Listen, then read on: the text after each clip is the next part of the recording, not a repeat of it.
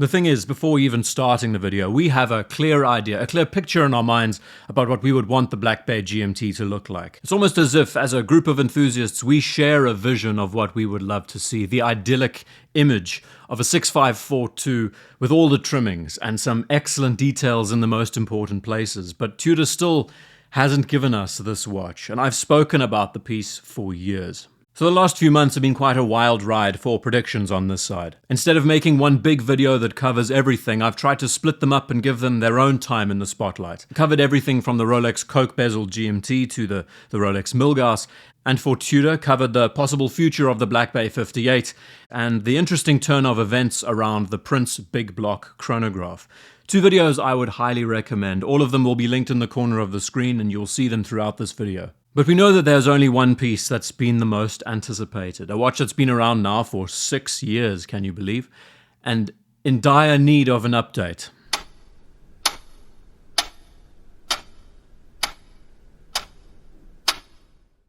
Since the announcement of the GMT in 2018 and the subsequent arrival of the Black Bay Pro in 2022, the Tudor GMT has become one of the most popular bestsellers. And there are many reasons why. In part because the Rolex GMT, the Rolex Explorer 2, are still very difficult to get at retail and on the grey market. They are still very pricey.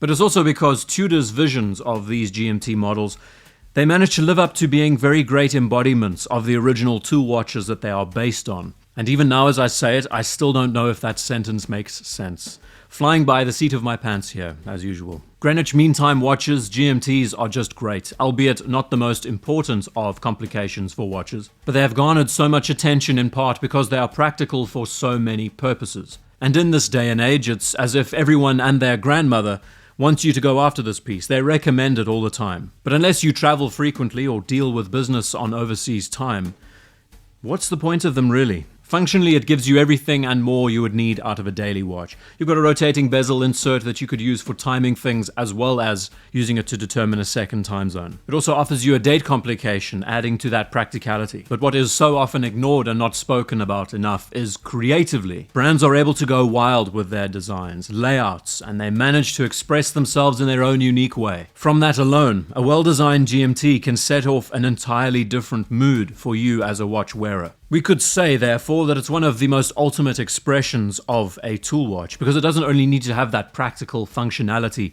legibility associated with it, being able to look at different time zones and all the rest, but it needs to be just as useful on a day-to-day basis, as well as look pretty. And maybe that is the reason why they are pursued so heavily. They encompass so much, they give you so much, and they also epitomize what a modern watch should be. And just as an example, since we're talking about Tudor, let's look to Big Brother Rolex, comparing the Pepsi GMT with the Batman, the BLRO against the BLNR. These are two vastly different watches, that's debatable, but they are set apart purely by one change of a color on the bezel and on the handset. One looks so much more exuberant than the other, while the latter looks more put together, more tailored, added day-to-day wearing versatility. How about a model like the VTNR? It gives you more of a playful look with that dash of green. A bit more vitality, we could say, if we're talking about color theory. But also being a left-hand drive, it puts you on edge as a wearer. There's a height of uncertainty to its design, which makes it all the more interesting. And the CHNR, the root beer, is a lot more relaxed, a lot more mellow, and far more beautiful as a color pairing when you see black, brown, and gold, rose gold, working together. So there is tons of potential for the next generation Tudor GMT to bridge this gap between the difficult to obtain Rolex variants and other well-known quality GMTs out there. But the most recent update to their GMT range at the time of this recording was a white dial on a 6-year-old design. A great looking piece, but also one lacking all the current upgrades and improvements that have become a near necessity at this stage. And before that, we saw the Black Bay Pro take center stage, a hybrid of elements using more of a 1655 reference for its design inspiration. Back then, and even right now, it's considered quite an oddball, but it did test quite a few things, and in fact it was the first in many other areas. We have to assume then that the next generation Tudor GMT, one of their mainline flagship releases, will have all of these trimmings and more. And it's had me thinking over the months that maybe we've had it all wrong. Maybe the Black Bay 58 is not worthy of the GMT transition that we've been speaking about. This move to 39mm, it's a nice idea. But the 58 watch is a very particular model because of its size, of course. And in fact, this current Meta-certified variant that's just been launched fills in many of the criteria that we would want to see from a GMT. And of course, being the design guy, all I see is potential. There is just so much opportunity brimming what they could do with this range. The thing is, and most people get this wrong, it's not so much about reworking the entire equation and starting from scratch, but it's about adding detail in the smallest of places that makes all the difference. What needs to happen is not so much going through an entire retooling process, but it's about spending more time on separate components that set them off. And I feel like this is one area that Tudor has lacked in interest for a long time. But if the most recent Black Bays communicate anything, it's that the brand is slowly moving around to things like this again. Just taking the handsets in, for example, how aspects have been tapered, lengthened, how the second hand now has a counterbalance, a round loom plot. Other things that have been overlooked but Tudor has constantly been improving is the lengths and effort gone into the bracelet designs, the tolerances, the choice of a 5-link instead of a rivet bracelet, and on top of that, the T-fit clasp. We can see that from a manufacturing side, Tudor is gradually improving in all the most important places. And in that alone, we could imagine that this next generation GMT is going to be the culmination of all that hard work. But of course, the mainline issue is the caliber of these watches. In order for the GMT to get a far slimmer profile, which has always been a pet peeve for most people, Tudor will have to bring out an entirely new GMT movement. I wouldn't imagine we're far away from that, judging by how Tudor and Kenissi are pumping out new movements, and lots of promotion and advertising surround them too. So assuming all of that gets completed, now the outside of the Black Bay looking so much more refined, and that now the new GMT caliber is also about to be fitted, where can the next generation design of this watch go? I think the one thing we debate the most is about bezel inserts, whether it should be green, blue, red, orange. There's always going to be a different opinion on this subject. But since Tudor seems to have so much fun with these classic design elements, and pulling from the past and giving us a watch that's unique but does have small touches from Rolex's back catalogue, my favorite choice of color for this sort of watch is the fuchsia bezel insert.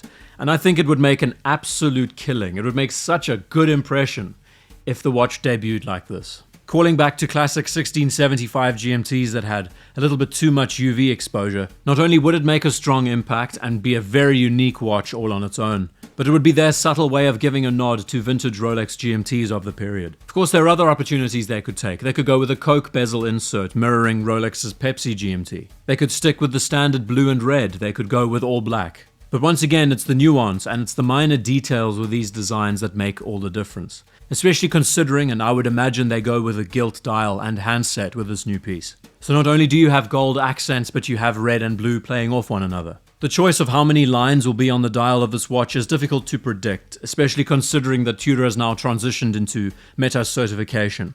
Of course, the depth rating in these watches is omitted in favor of the GMT text, and I had a bit of fun here playing with red and how that would correspond with the red GMT hand. Bearing in mind a change they could make to the GMT hand to make it look all the more sophisticated and detailed is to add a gold tip on the end instead of coloring it fully red. Other small touches that the brand could include with a model like this that have been found on the reference 6542 is a roulette date window. Red text for the date would set this watch off so nicely as well. So really, the watch you're seeing now is a collection of all the things I would want Tudor to cram into one watch. How likely is it that Tudor would do this to one particular watch?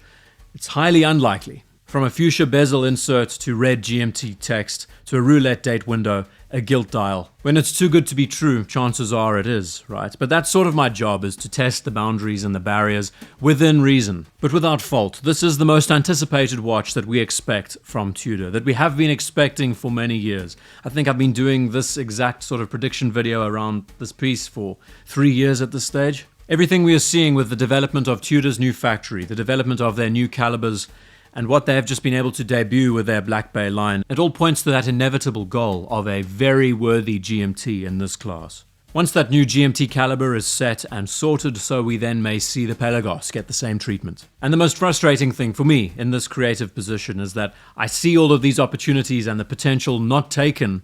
Regardless, a modified Tudor GMT is expected, and if it looks anything like this, well then we have something to look forward to. So thank you, as always, for taking the time to watch this video, and I'll see you in the next one.